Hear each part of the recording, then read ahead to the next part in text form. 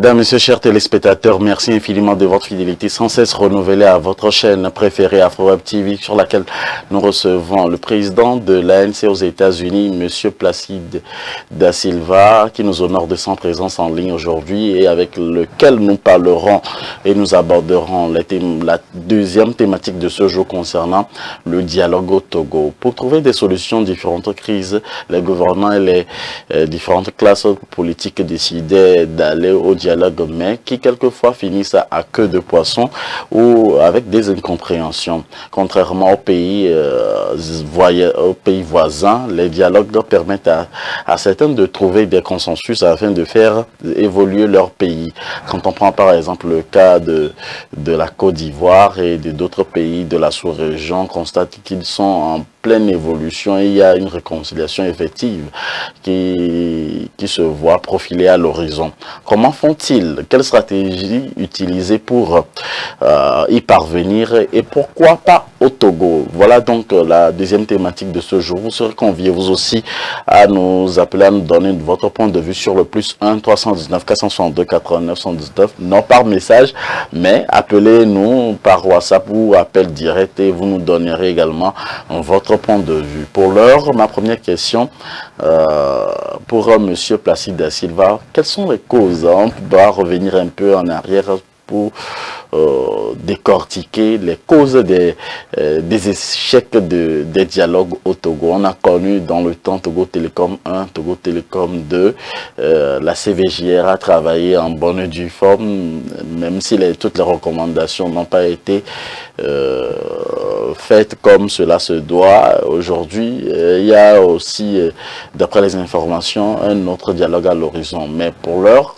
Monsieur Placide Da Silva, quelles ont été les raisons de cet échec et pourquoi est-ce que l'ANC quelquefois claque les portes au dialogue ou ne veut même pas aussi participer à ces dialogues? Merci Monsieur Moïse. Quand vous invitez l'ANC à une discussion, l'ANC, je donne un exemple, nous savons que la voiture du ministre a la couleur noire. Si tout le monde le sait.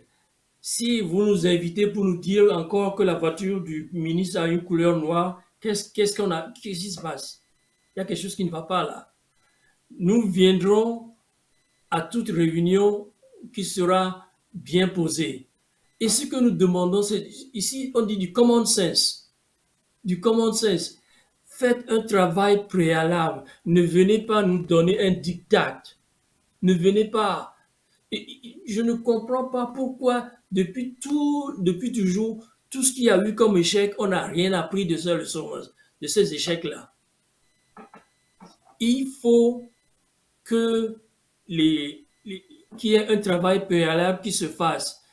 Moi, je dirais plutôt un travail préalable derrière la scène, que les gens se rencontrent, qu'on se dise secrètement ou bien devant quelqu'un d'autre, quelque chose. Qu'est-ce que nous voulons discuter? Bon, nous sommes allés dans les réunions passées. Et qu'est-ce qui s'est passé?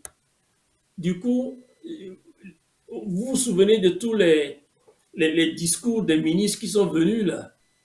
On nous a dit, on nous a cité des choses qu'on veut faire, et ceci, cela fait, ceci, cela fait. Donc, à quoi ça sert de nous inviter pour ce genre de discussion-là? Monsieur le Président, avant le début des dialogues, il y a toujours les orientations que tous les partis, ou soit tous ceux qui seront au dialogue, ils se mettent d'accord toujours sur une ligne. Et puis il y a des programmes qui sont bien définis, des sujets sur lesquels ils sont d'accord avant de commencer les dialogues. Mais est-ce que vous pensez que les dialogues à échec que nous avons eu déjà ont eu ce préalable-là? Peut-être la question doit être posée au gouvernement. Et pourquoi pas l'opposition? C'est pourquoi on vous la pose aujourd'hui. Parce que ce problème n'a jamais été résolu. On nous appelle pour quelque chose, quand nous arrivons, on parle d'autre chose. Est-ce qu'il y a eu, avant la rencontre, par exemple, quand nous faisons des discussions derrière la scène, est-ce que nous sommes d'accord pour ce que nous allons discuter? Il faut qu'il y ait, comment dire, il faut qu'il y ait un respect de l'autre partie qu'on a en face de soi. pour qu'il y ait solution. Tant que vous ne venez pas avec ce respect pour nous dire, nous allons faire ceci, nous allons faire cela, mais il n'y aura pas de solution. Bon, quand on se met d'accord sur quelque chose, mais vous savez, nous n'avons jamais failli à notre devoir de participant à un quelconque dialogue au Togo. Nous n'avons jamais failli. C'est plutôt, on nous dit autre chose, nous arrivons, c'est autre chose qui se dit. C'est ça le gros problème. Ce n'est pas le moment je ne viens pas ici pour condamner qui que ce soit, quel ministre, qui que ce soit. La plupart du temps, nos ministres ou nos députés ou ceux qui ont participé sont toujours les mêmes qui sont au pouvoir encore jusqu'à ce jour. Ils peuvent le voir. Alors prenons les choses différemment. Pourquoi ça n'avance pas? Parce que quand vous voyez, il n'y a pas eu d'accord avant le départ. Nous arrivons, nous faisons nos propositions, eux ils arrivent, ils fassent leurs propositions et il n'y a pas de mouvement. C'est parce qu'il n'y a pas eu une bonne préparation avant la rencontre. Vous voyez, c'est parce qu'il n'y a eu pas une... Quand vous allez dans les grandes discussions, que ce soit aux Nations Unies ou dans le monde entier, il y a toujours un préalable qui se fait, on se met d'accord sur ce préalable-là. Bon, nous allons discuter au moins d'un point A. Et dans ce point A, voilà ce que le point A consiste. Si on pouvait faire cet effort-là, nous voulons parler par exemple des réfugiés. Des petits problèmes communs, nous voulons parler des réfugiés. Nous arrivons, on nous dit non, et tout s'arrête là.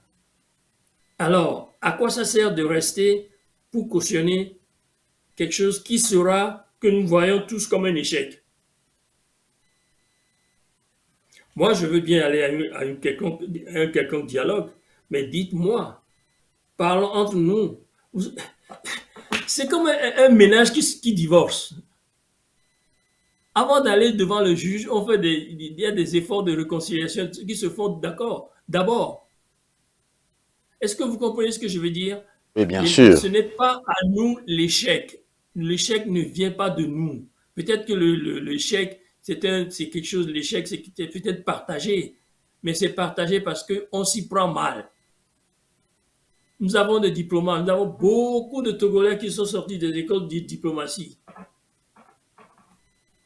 Qu'est-ce que ces gens-là, qu'est-ce qui les empêche de mettre en place, d'aller discuter avec l'autre partie? Voilà ce que je veux discuter. Et l'autre lui dira non, on va changer ceci, on va mettre ceci. Avant d'arriver devant le public pour faire du cinéma. Et quand nous arrivons, le gouvernement est ils sont si, comment dire ça, ils sont si habitués à imposer. Si vous ne n'avez-vous pas l'impression comme si c'est aussi la classe politique de l'opposition qui n'arrive pas à diluer aussi son vin? Ouais, la place politique aussi n'arrive pas à s'entendre parce que d'abord, nous y allons en rang dispersé. Exact. On parle de dialogue. Mais nous sommes des partis indépendants. Vous savez, c'est possible à nos diplomates de contacter le parti A et dire voilà ce que nous allons discuter, contacter le parti B, dire voilà ce que nous allons discuter, contacter le parti C, voilà ce que nous allons discuter. Et les partis A, B et C vont choisir individuellement ce qu'ils veulent, de quoi ils veulent parler. On accordera les violons tout ensemble avant d'arriver là. Mais ce n'est pas parce que nous n'allons pas, les partis politiques, on ne va pas aller comme une marche militaire, tous les partis politiques s'alignent avec une feuille de route devant à dire au gouvernement. Non. Le gouvernement aussi en profite quand nous arrivons divisés, parce que nous n'arrivons pas à nous entendre. Mais chaque parti est responsable de son avenir. On ne crée pas un parti politique pour aller s'associer avec un autre pour gagner des élections. Non, nous créons le parti avec l'espoir que nous allons venir au pouvoir, que nous avons ce qu'il faut pour venir au pouvoir. Ouais, donc, Président, pourquoi est-ce que le dialogue réussisse chez les autres et pas chez vous au Togo? C'est justement le problème de base que je viens de dire. quand vous parlez de discussions qu'il y a eu en Côte d'Ivoire, est-ce que vous avez cherché à savoir, par exemple, que combien de gens ont parlé avec Gbagbo, Laurent et consorts derrière la scène? Combien de fois ils sont parlé au téléphone avant d'arriver devant le public? Ben, le président Alassane Ouattara avait dit qu'ils avaient l'habitude de parler entre eux et c'est le grand public qui ne le savait pas. Amen. Voilà, vous venez tout juste de répondre à ma question.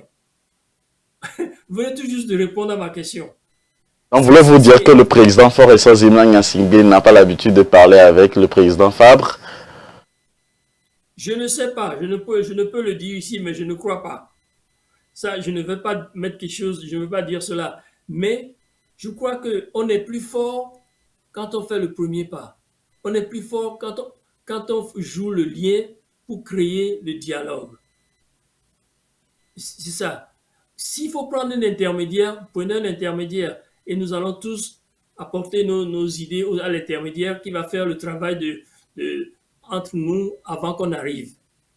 Vous voyez? Mais c'est principalement notre problème d'imposer. Nous savons très bien qui est au pouvoir.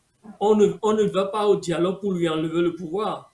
Non, nous savons très bien qui est au pouvoir. Nous voulons discuter du bien, de l'avenir de notre pays. Est-ce que je me fais comprendre? Voilà. Oui, bien sûr. Vous voyez, vous parlez de la Côte d'Ivoire, il y a eu des contacts derrière la scène. Vous savez combien de contacts derrière la scène il y a eu pour la fin de la guerre du Vietnam? Des milliers, des milliers.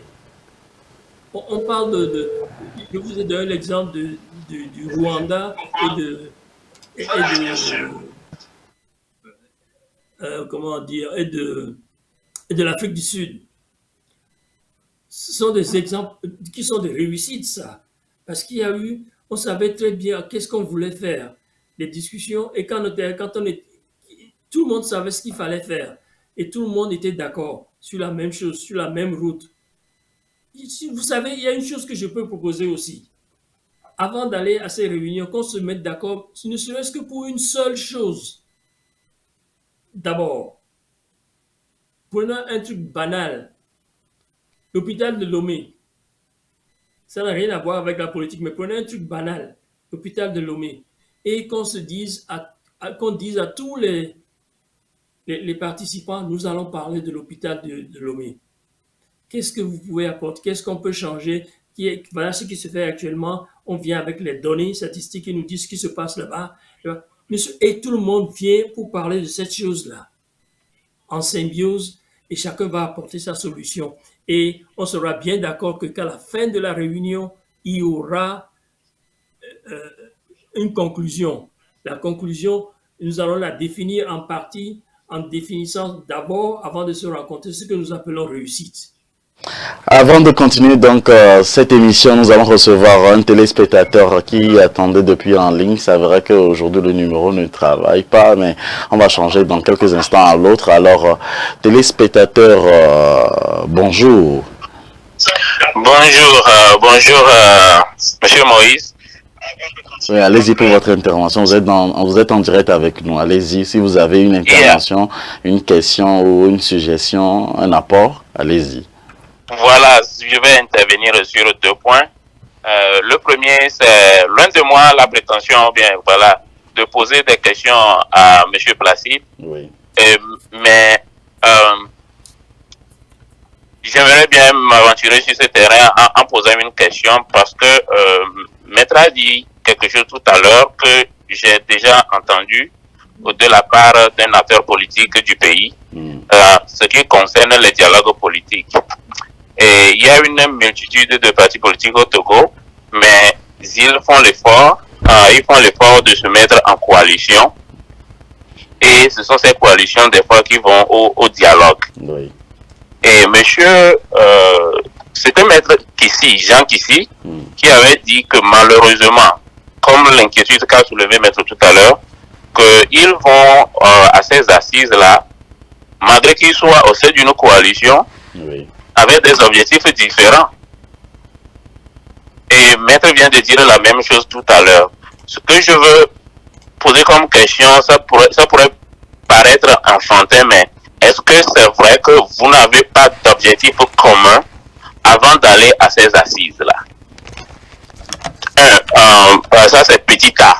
Petit B, au cours en suivant encore les actualités politiques, nous ne sommes pas politiciens, nous suivons et observons seulement. Et lors des négociations, je crois en 2010, l'un des préalables, parce que vous avez aussi évoqué la question de préalable, l'un des préalables de l'ANC serait que Foro renonce à se présenter aux élections de 2010 avant que l'on ne fasse toute négociation. Je rappelle ici qu'en ce moment, le mandat dans la Constitution était illimité. Est-ce que c'était aussi vrai que l'ANC avait posé ce préalable avant toute discussion pour les dialogues? Troisième point, ce qui concerne les dialogues. Malgré tout, nous avons eu dans notre pays ce que nous avons appelé, ça, je vais encore un peu en arrière, 2006, les accords politiques globaux, APG, qui a des points que l'on doit respecter. Et à l'issue de la signature de cet accord, un premier ministre est sorti à la personne de Maître Agboibo. Au dire des uns et des autres, Feu Agboibo, au dire des uns et des autres, Maître Agboibo n'a pas pu faire son travail parce que avait reçu des coups d'ici et là des membres actuels de l'ANC qui n'étaient autres que les membres de l'UFC. Et on peut donner des exemples par rapport aux accords, au point de cet accord, et ce que les uns et les autres ont fait. Encore une fois, ce ne sont pas, bon là, ce ne sont pas des ondits, hein. Nous avons des faits là-dessus, pour empêcher Maître Agboibo de pouvoir accomplir son agenda lorsqu'il était premier ministre, parce que son agenda en ce moment, c'était de faire suivre et respecter les accords, les clauses des accords politiques globaux qui avaient été signés en 2006, je crois.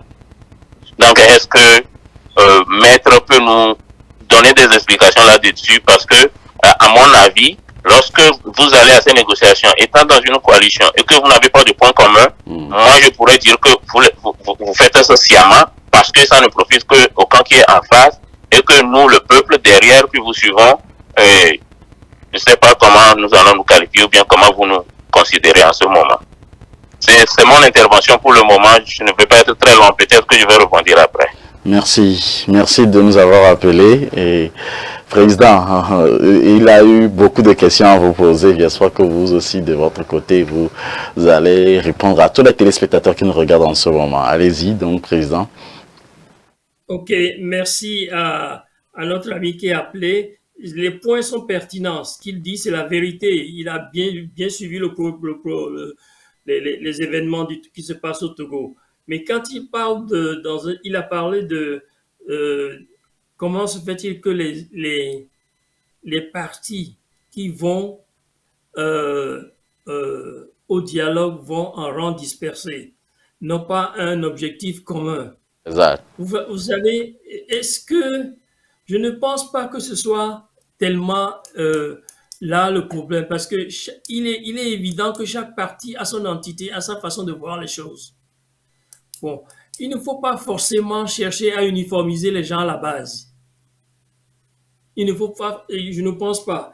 Bon, si les partis allaient à ce dialogue-là, mais dans le, comment on appelle ça, dans les préalables, si les préalables étaient bien accomplis, on aurait su qu'ils avaient des objectifs différents, et la question serait donc comment joindre ces objectifs-là pour qu'il y ait un consensus. Si cela n'a pas été fait au préalable, c'est ceux qui ont organisé comment on appelle ça, la réunion. C'est à eux la faute. Et il est vrai aussi que nous, la population, nous attendons que nos dirigeants aillent à quoi que ce soit avec un seul mot d'ordre, avec un point uni. Mais il ne faut pas oublier que ces gens-là, les partis politiques, dans l'état actuel, dans l'état des choses du Togo, ont des ambitions différentes et on ne peut pas leur en vouloir. Chacun a son ambition. Mais c'est quand nous les mettons ensemble qu'il faut choisir priorité et des priorités. On dit voilà de quoi nous voulons parler, voilà de quoi nous voulons parler. Si ce travail n'est pas fait, quand on arrivera là-bas, on parlera toujours en cacophonie. Et vous voyez, je crois qu'il faut peut-être pas mettre trop d'accent sur le fait que ils n'étaient pas d'accord sur toutes choses. C'est normal qu'ils ne soient pas d'accord. Ce sont des partis différents. Je ne pense pas que le parti A a pour intention de subventionner le parti B. Je ne pense pas. Mais il faut que les organisateurs doivent être un pas d'avance, d'avoir un pas d'avance sur le reste du groupe pour leur dire voilà pourquoi nous nous réunissons. Nous savons que chacun sait, voilà ce que nous demandons. Voilà les points que nous demandons à discuter. Est-ce que vous êtes d'accord? Est-ce que nous trouvons des solutions? Est-ce que vous pouvez discuter, parler de ces points-là? On ne va pas se réunir et sans savoir faire. Et vous voyez, c'est ça, je crois que c'est ça l'erreur. Bon, vous avez parlé, dit que Maître Agboibo n'a pas pu faire son travail qui était de faire respecter l'APG. La question se pose encore de savoir, de demander à Maître Agboibo qu'est-ce qui l'empêchait. Aujourd'hui que Maître Agboibo n'est plus parmi nous, je ne peux pas me permettre de juger ce qu'il a, de dire ce qui l'empêchait. Il n'y a que lui seul qui peut nous dire. Et aussi, nous, quand nous faisons nos rencontres, il faudra qu'à la fin de la rencontre, qu'il y ait quelque chose qui soit dit au peuple. Voilà ce que nous sommes réunis pour. Voilà ce que voilà les buts qu'on pensait. On n'a pas pu atteindre tel but à cause de telle ou telle chose, cause de tel désaccord. Rien n'a été fait de ce genre-là. On se réunit et tout le monde sait, le lendemain, on sera tous d'accord. Non. Mais on a appris la leçon aujourd'hui que quand les partis se réunissent, les partis ont leurs priorités. Nous avons appris cette leçon. Maintenant, il s'agit de voir pour le futur. Est-ce que ceux qui organisent les réunions vont y penser? Il est vrai, les partis, vous voyez, mettre comme priori, comme condition que les partis doivent aller à la réunion avec un seul point commun, tout ça, vous savez, c'est un peu naïf. C'est des choses qui, dans la réalité, n'existent pas. Alors, qu'est-ce qui empêche, au fait, la classe de l'opposition à ne pas se concerter avant d'aller au dialogue? Voilà. Ça, je ne peux pas vous dire exactement ce qui les empêche d'avoir un accord commun. Il y a eu des efforts. Je sais qu'il y a eu des efforts pour un accord commun. Ils se sont mis d'accord, mais arrivé devant le public, et tout le monde a commencé à faire sa petite part. C'est parce que tout le monde voulait, les petites ambitions commençaient à se révéler. Plus ou moins, ça s'est passé. Et c'est une vérité. Ils se sont mis d'accord, mais arrivé devant le gouvernement, ils n'ont pas pu se mettre d'accord parce qu'il y avait des petites ambitions qui se sont révélées. Mais nous avons appris quelque chose de ce truc-là. C'est à nous de nous assurer que ça ne se répète plus jamais.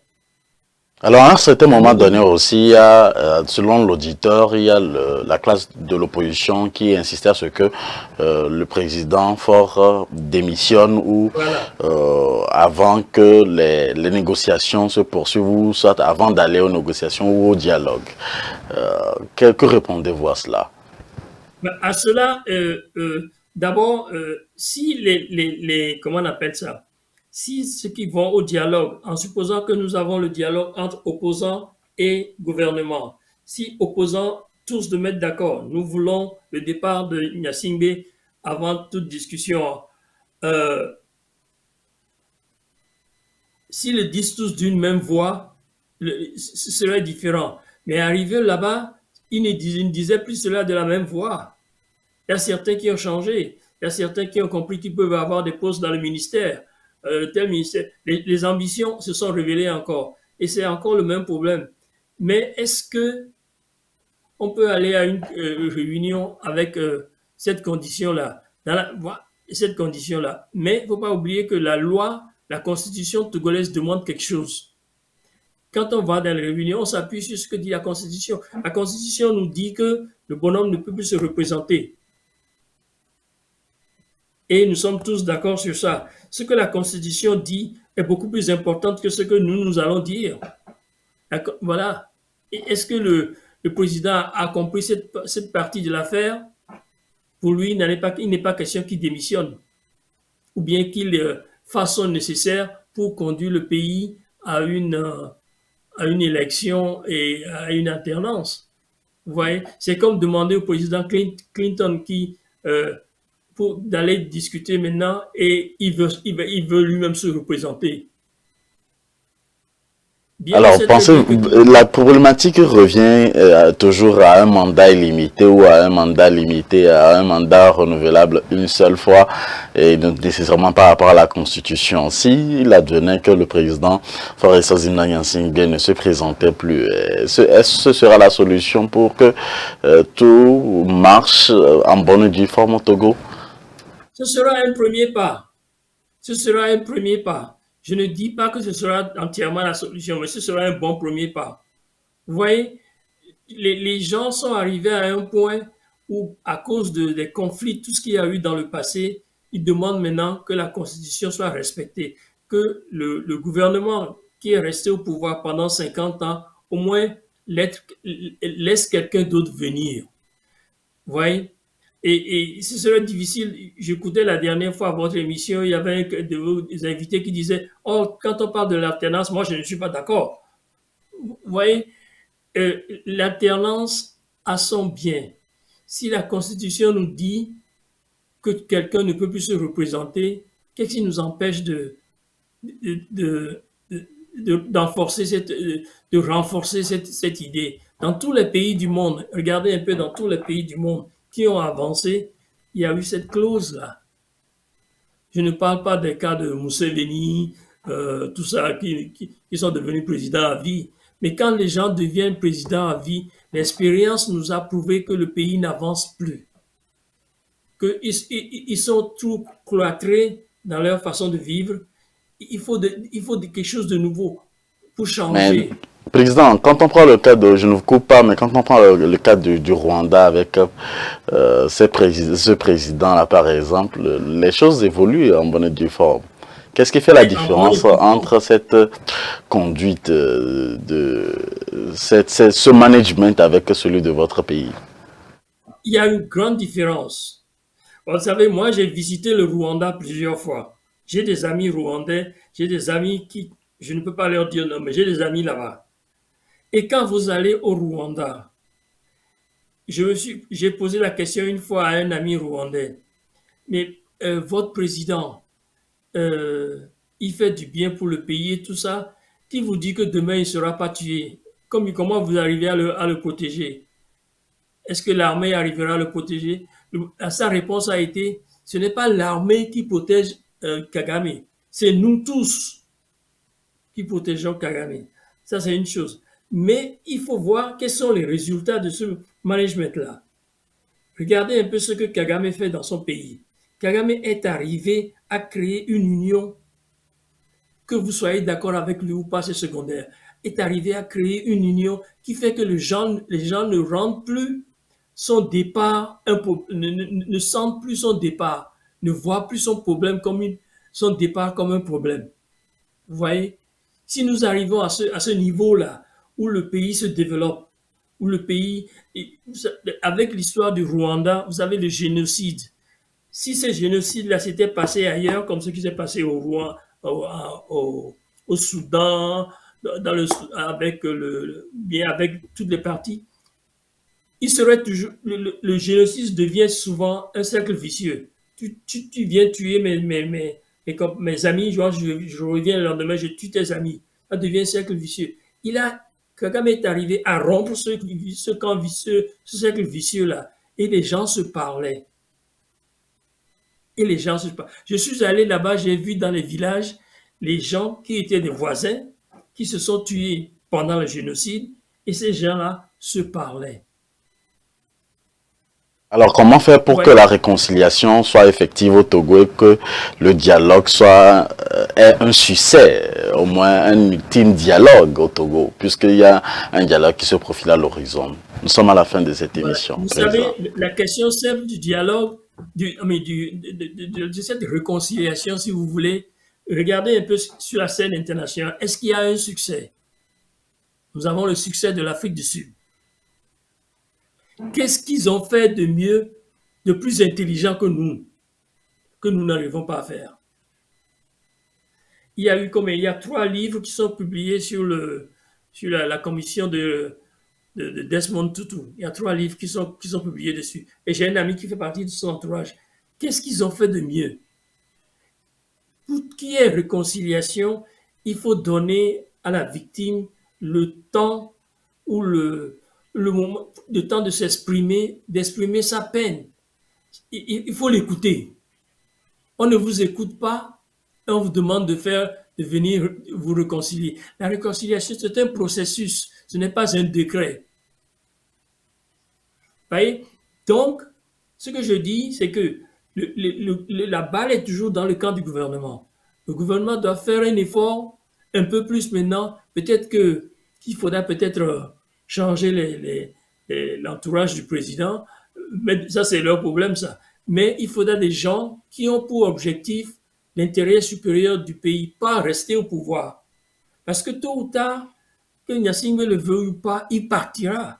Un jour viendra, ce sera la fin de son régime. Et quand vous allez dans un cortège funéraire ici, il y a le corbillard et les autres.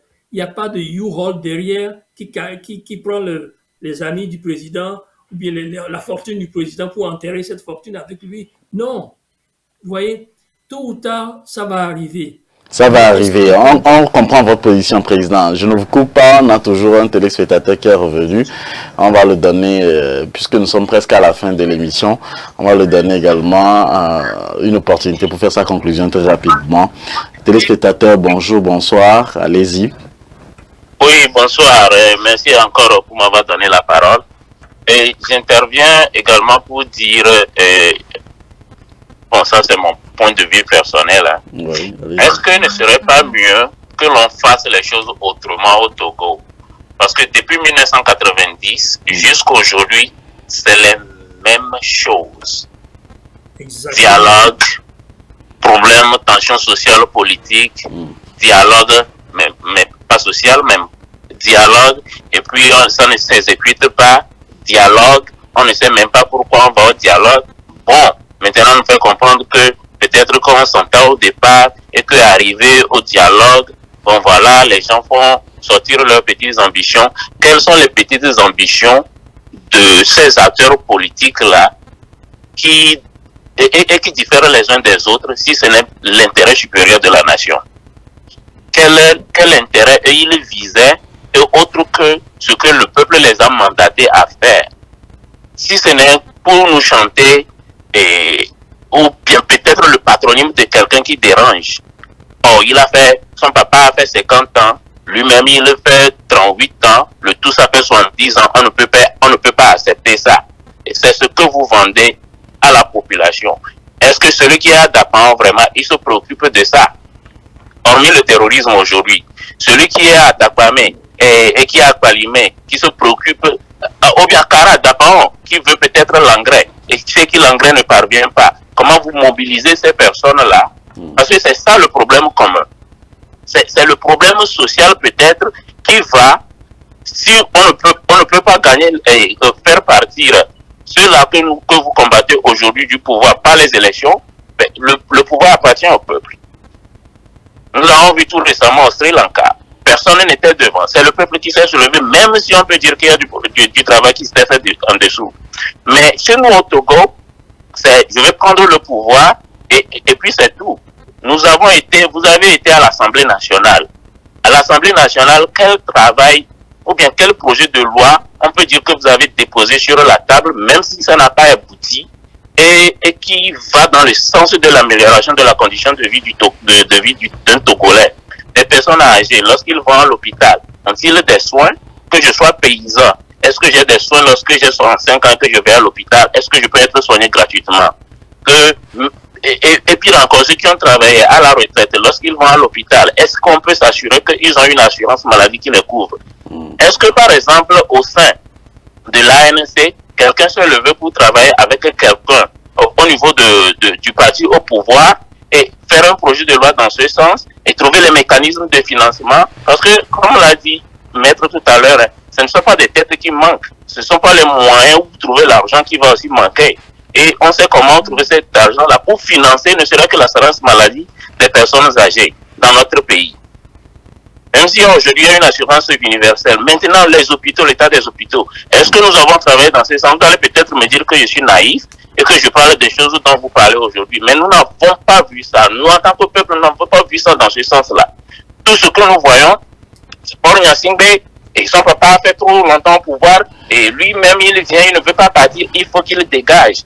Non, ailleurs, sur le même continent, c'est l'augmentation juste du prix de pain qui a fait partir le président. Est-ce que vous voyez ça? Vous ne prenez pas en compte le côté social du Togolais. Vous vous focalisez sur ces mois, et si je ne prends pas le pouvoir, l'autre ne va pas prendre le pouvoir. Qu'est-ce qui empêchait, par exemple, qu'il se soutienne Y, et que après tu vas le voir pour dire que je te soutiens, mais je ne t'aime pas trop, c'est parce que nous voulons atteindre un objectif commun que je le fais. C'est ça l'intérêt supérieur de la nation. Là, aujourd'hui, vous venez de confirmer ce que moi j'ai pensé pendant longtemps, que vous nous menez en bateau. Et donc, qu'est-ce qu'il a dit exactement? Je n'avais pas suivi. Non, il a dit que lorsqu'ils vont au dialogue, par exemple, il se peut que les gens viennent avec des ambitions différentes et au dernier moment et qui fait capoter les négociations. Qu'est-ce que cela veut dire? Ça ne peut pas se faire. Vous avez décidé de quelque chose et que vous allez, c'est sur ça que vous vous tablez. On ne peut pas faire sortir lorsque vous êtes au sein d'une coalition et dire que bon voilà, c'est ça qui a fait que les ambitions personnelles sont sorties. Ça, c'est des choses qui font que ça nous, on n'avance pas. Maintenant, je vais terminer rapidement. Ouais. Je vais terminer rapidement pour dire que pour faire les choses autrement aujourd'hui, vous devez travailler. Il ne faut pas dire que c'est l'autre camp qui refuse que l'on vienne travailler avec moi. Posez des actes et que nous tous nous allons voir que vous avez essayé d'aller vers eux et ils vous ont repoussé parce que ça n'a jamais été le cas, selon moi. Si ce que je dis est faux, que quelqu'un vienne me dire le contraire. Ça n'a jamais été le cas. Quand est-ce que vous êtes allé vers eux, vous avez soulevé un problème et puis vous avez dit au gouvernement de Faure, et Faure a dit non, ce problème-là, je ne le considère pas comme ma priorité, je ne vais pas faire ça. Ça n'a jamais existé. Jamais. On comprend votre position. Dans notre pays, le Togo, là. On comprend votre position. On comprend votre position. Merci beaucoup de nous avoir appelés. Merci beaucoup de nous avoir appelés. Alors, Président, votre réaction avant votre conclusion? Je crois que le camarade, je partage sa passion. Il travaille pour le pays. Nous travaillons tous pour l'intérêt du pays. Je crois que ce sera possible. Mais vous savez, quand on parle de partis politiques, les partis politiques, même aux États-Unis ici, les partis politiques travaillent pour leur compte. Vous voyez? Bon, quand il s'agit de quelque chose qui sera bon pour tout le pays, aujourd'hui, je ne pense pas que l'ANC ait des représentants à l'Assemblée. Bon, il fut un temps, l'ANC avait des représentants à l'Assemblée, mais ils ont fait des propositions qui n'ont jamais abouti. Mais peut-être que maintenant, dans le cadre du nouveau dialogue, il faudra penser à cela maintenant, qu'est-ce qu'on peut faire pour résoudre tel ou tel problème. Il faudra maintenant que dans les préalables, que nous choisissons peut-être un problème que nous voulons réussir, que nous voulons résoudre. Vous voyez, parce que ce qui s'est passé, le passé a une conséquence très dure sur ce que nous faisons maintenant. Les gens ne croient plus à certaines choses. Le gouvernement veut une certaine situation. Le gouvernement veut, même si le gouvernement a une bonne volonté aujourd'hui, je dis si. Supposons que le gouvernement a une bonne volonté, veut réussir cette fois-ci, veut quelque chose. Il faudra que le gouvernement y mette le travail. Vous voyez, il faudra que le gouvernement y mette tout son bien, tous ses efforts pour travailler, pour que à cette prochaine rencontre, nous allons faire quelque chose. Et nous serons, à la fin de la rencontre, nous serons tous devant le micro, tout le monde, et nous allons dire, voilà ce que nous avons fait. Il faut que ce consensus existe. Le problème, c'est que les gens ont peur que quand ils disent quelque chose, personne ne les écoute. Ce n'est plus la peine de faire des propositions. Maintenant, c'est le gouvernement de changer l'ouverture, de changer les choses maintenant, de faire un pas différent. De dire, voilà, cette fois-ci, nous avons... Et si bien que les gens sont tout le temps, ils ont des soupçons. Oh, on a vu ça l'année dernière, c'est ce qu'ils ont dit. Et au dernier moment, qu'est-ce qui s'est passé? Rien. Tout le monde a peur que ça ne se répète encore. C'est au gouvernement de prouver que non, que ça ne va plus se répéter, que nous allons faire un effort. Vous voyez? Mais il faut penser à le problème de l'alternance. C'est un problème très sérieux. Si la même personne au pouvoir faisait avancer les choses, arrivait à créer un consensus, ça aurait été quelque chose de différent. Mais il n'y a même pas de consensus. Chacun est sur son camp. Tu es d'accord avec ce que je dis, ou bien le procureur t'envoie en prison. Alors, Président, nous sommes à la fin de cette émission d'aujourd'hui concernant le dialogue. Nous avons eu à discuter avec vous concernant les facettes pour réussir, ou soit les pistes pour réussir le dialogue au Togo précisément. Qu'avez-vous à dire à tous les téléspectateurs ou votre mot de fin pour tous ceux qui nous suivent et qui viendront resuivre sur notre chaîne YouTube cette partie de notre émission Avis de la diaspora concernant le Togo? Je pense que le dialogue est possible, que c'est une très bonne idée qui peut faire avancer les choses. Mais il s'agit de voir qu'est-ce qui empêche les choses de se réaliser. Il s'agit d'être un peu plus smart dans notre façon d'avancer. Quand on est chef de projet, on fait des choses et des fois on a un échec. Il s'agit de voir, j'ai eu un échec, mais comment est-ce que je peux faire pour ne pas avoir un échec encore la prochaine fois? C'est là que je vais montrer aux autres comment je suis, mon intelligence, ma façon supérieure de penser au problème. C'est ça que je demande. C'est possible, les partis politiques ou bien l'autre côté de la barrière, ils ont aussi leurs choses à apporter. Il faudra qu'il y ait un semblant d'ouverture pour qu'ils puissent apporter quelque chose. C'est aux organisateurs de ce dialogue-là de trouver ce point commun. C'est aux organisateurs de trouver ce point commun pour pouvoir faire ce dialogue-là. Autrement, ça ne servira à rien. Nous irons mettre des choses. Nous allons tous nous rencontrer au départ. Voilà ce que nous voulons faire avancer. Un projet quelconque qui va bénéficier à tous les Togolais.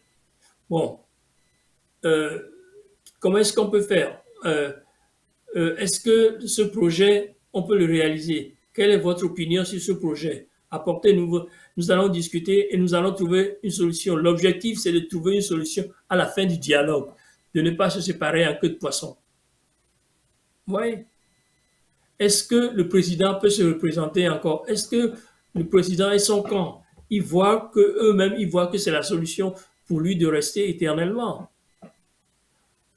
Vous savez, c'est un poison qui envenime tout ce problème-là. Parce que de plus en plus, c'est devenu une habitude en Afrique. Les chefs d'État veulent rester au pouvoir à vie. Cela ne peut se faire que s'il y a un résultat concret de la gouvernance. Il n'y a rien de concret que nous allons... Vous savez, je reviens encore à l'histoire de Sylvanus Olympio. Il disait self-help. C'est à nous-mêmes de nous aider d'abord. Si le gouvernement veut rester, ok, en supposant que nous soyons d'accord, il reste. Et il y a quelque chose, c'est à lui de voir. Bien sûr, la poire doit être partagée en deux. L'opposition a sa part à jouer. Mais il ne faut pas oublier que cette opposition, quel est son rôle? Ils n'ont pas les moyens d'aller faire des projets. Ils n'ont pas les moyens d'aller créer un hôpital. Ils n'ont rien. Tout ce qu'il peut faire, c'est de critiquer et d'apporter une solution. Est-ce que le gouvernement peut changer sa façon de voir les choses? Vous voyez? Moi, je viens souvent dans vos émissions ici. Qui vous dit que le jour que je vais arriver à Lomé, la police ne m'attendra pas à l'aéroport? Que j'ai dit ceci, que j'ai dit ça, que j'ai dit cela.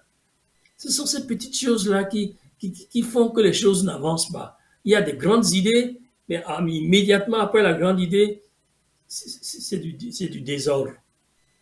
Merci beaucoup, Président. Merci. Nous sommes à la fin. Merci beaucoup, Président. C'était donc Monsieur Placide Da Silva, président du parti ANC, Alliance nationale pour le changement aux États-Unis. Merci infiniment à vous tous qui nous avez suivis. Bonne suite de nos programmes sur AfroWeb TV. N'oubliez surtout pas que nos micros sont ouverts pour toutes les nationalités pour que vous puissiez également contribuer de près ou de loin à nos émissions et surtout pour que l'Afrique gagne dans toute sa diversité. Et c'était au micro et à la réalisation entre le serviteur Moïse Agbinigan. On se retrouve pour un autre numéro de votre émission Micro de la diaspora, sinon dans d'autres émissions. Ciao, bye. Chaque semaine, la rédaction d'AfroWeb TV vous propose un condensé de l'actualité des 7 derniers jours. Suivez sur AfroWeb TV l'actualité politique, économique et sociale, bref, dans toute son entièreté, sur www.afrowebtv.com. Veuillez vous abonner à notre chaîne AfroWeb TV sur YouTube et Facebook pour ne rien rater sur l'essentiel de l'actualité de la semaine. AfroWeb TV, au service de la communauté africaine à la diaspora. AfroWeb TV, c'est l'Afrique.